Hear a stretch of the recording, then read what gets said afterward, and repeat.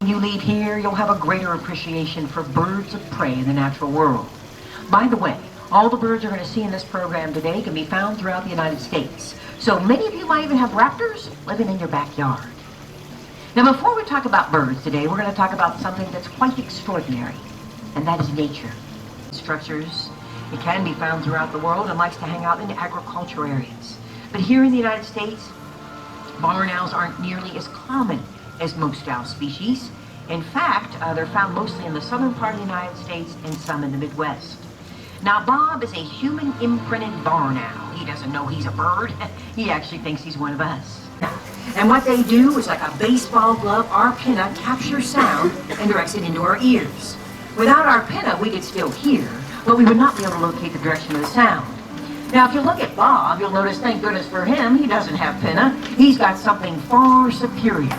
Bob has a facial disc, a parabolic reflector, much like a satellite dish or that ridiculous-looking thing up there. You've heard of Woodsy the owl? That's Modi the owl. He's got some serious issues. Now, if you look at Modi, you'll notice he's got a couple of eyes. Well, that's where owls' ears are located, right behind their eyes, one slightly higher than the other. Now, here's the advantage of this. Sound reaches one ear a little faster than it does the other. So if an owl can hear something in the distance, they will bob their heads back and forth. He also weighs a massive 1 pound. Hard to believe. Yeah, well, of course, feathers are very light, but the real reason is birds that fly have hollow bones. Those bones are hollow, not like a straw, but more like a cardboard box. So though they're lightweight, they're actually incredibly strong.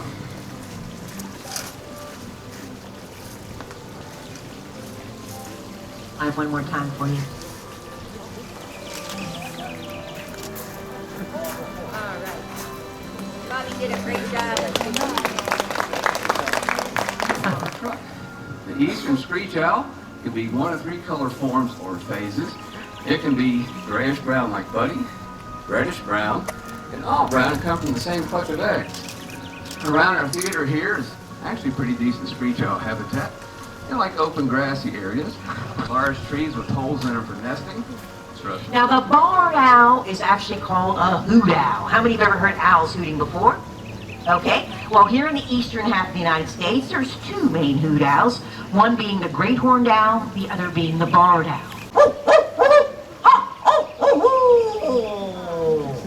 How many have ever heard that before? Well, I don't do it justice, but anyway, sorry.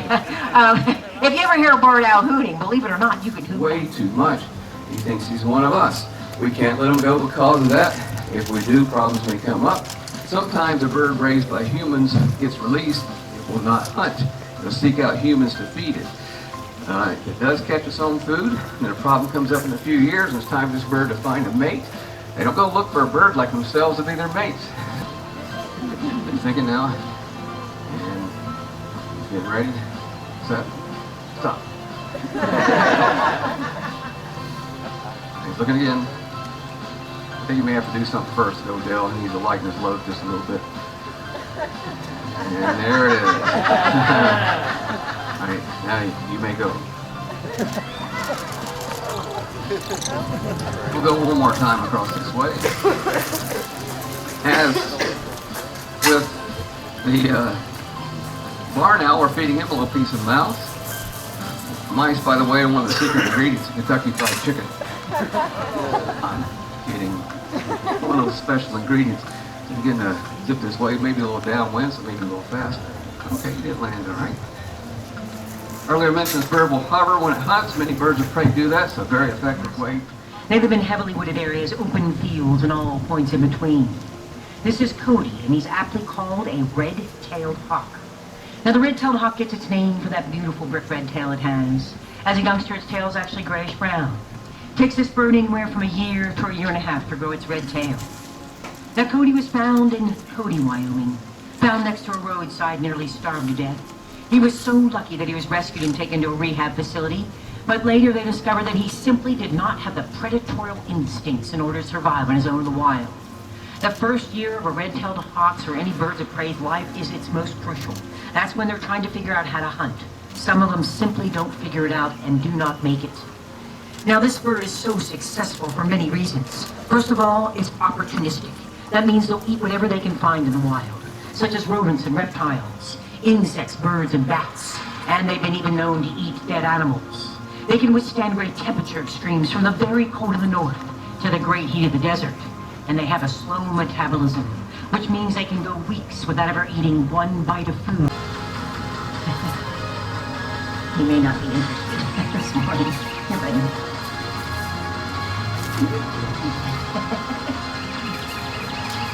It's like it's Easter, it's a holiday. I'm a flying. Okay, where's my egg? Okie dokie, that was wonderful. Let's give him a big hand for underachievement. So, as you're driving around, look around. You'll see these birds all over the place, up in trees and telephone. Casey the black vulture, she is now 15 years old. Found a small youngster on the ground in North Carolina. People found her, thought her parents had abandoned her, so they took her in and raised her. And eventually she was turned over to the Carolina Raptor Center in Charlotte. They did their best. Casey, come back. They did their best to get her back in the wild. Now these are very social birds. A wild vulture flock rarely accept young that aren't their own. Now that year, 2 of the young vultures came in the same time Casey did. All 3 were released into a wild flock. Now the other 2 young vultures stayed with the flock. Hey, Dale, if you can bring her back out with you. The other 2 young vultures stayed with the flock. Casey came back to humans on 3 different occasions, so she thinks she's one of us. Now, in this area we also have the turkey vulture. The turkey vulture has a reddish head as an adult and flies with wings held in a V or dihedral.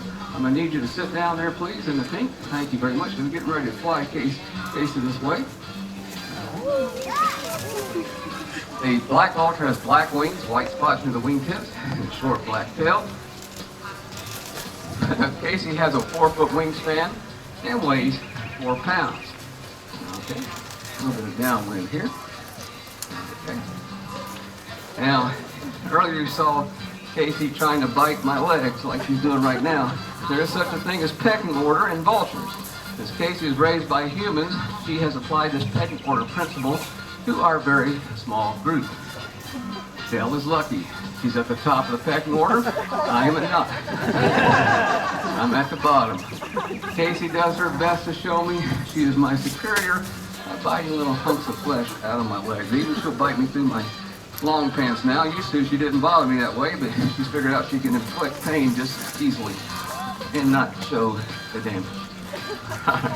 Take over bare head for good reason. You think about this, folks. If your job description reads, stick your head inside dead animals, you're going to want a low-maintenance dude. Now, these are actually very clean birds. Given the opportunity to take a bath after they eat, they will. They can't always wash all the bacteria off their heads with water. Contained in sunlight are ultraviolet rays. Ultraviolet rays will beat down this bird's bare head, finish the job of disinfecting. We'll look at Casey's feet. They're more like chicken feet or turkey feet, more for walking around. Cody the Redtail has powerful feet. She'll get Dale occasionally too. Cody the Redtail has powerful feet. He needs to defend himself, so he uses those strong feet. In low-lying areas, vultures nest on the ground. Makes her young. Ladies and gentlemen, we'd like to introduce to you the living symbol of the United States of America, the bald eagle. Well, I'd like to introduce you to Osceola. Osceola is a 38-year-old male bald eagle who was shot in the wild 36 years ago. Sadly, his left wing was so severely damaged it required amputation just to save his life. Now, it's truly hard to believe anyone could be cruel enough to shoot such a magnificent bird. Federal law makes it illegal to kill any bird of prey, with serious penalties for anyone harming a bald eagle. Now, where does the bald eagle get its name? It's obviously not bald. In this case, bald is an old English word that meant white-headed. It takes the bald eagle about 5 years to grow its white head and tail. Prior to this, it's a mostly brownish bird. By the way, this bird's other name is the American eagle, and it's been our national symbol since 1782. Why, if Benjamin Franklin would have had his way, our national symbol would have been the wild turkey. Then we might have been known as a nation of turkeys. Now, the bald eagle can be found mostly around water. Of course, its main source of food is fish. But like other birds of prey, they do like to eat a variety of things, such as water birds, reptiles, mammals, and sometimes even dead animals. Now, the bald eagle is one of the largest birds of prey we have here in North America. In fact, if you ever get to Alaska, you may see bald eagles with wingspans approaching 8 feet. Now, Osceola may only have one wing, but believe it or not, he has flown again on a hang glider. John back there has been a hang glider pilot for over 40 years, and he got this idea, why not take Osceola up with me so he can fly again? So John decided to create a special little harness for Osceola to lay in. They've been on a number of flights together right down the road at Lookout Mountain Flight Park in Georgia. And here is John and Osceola soaring together.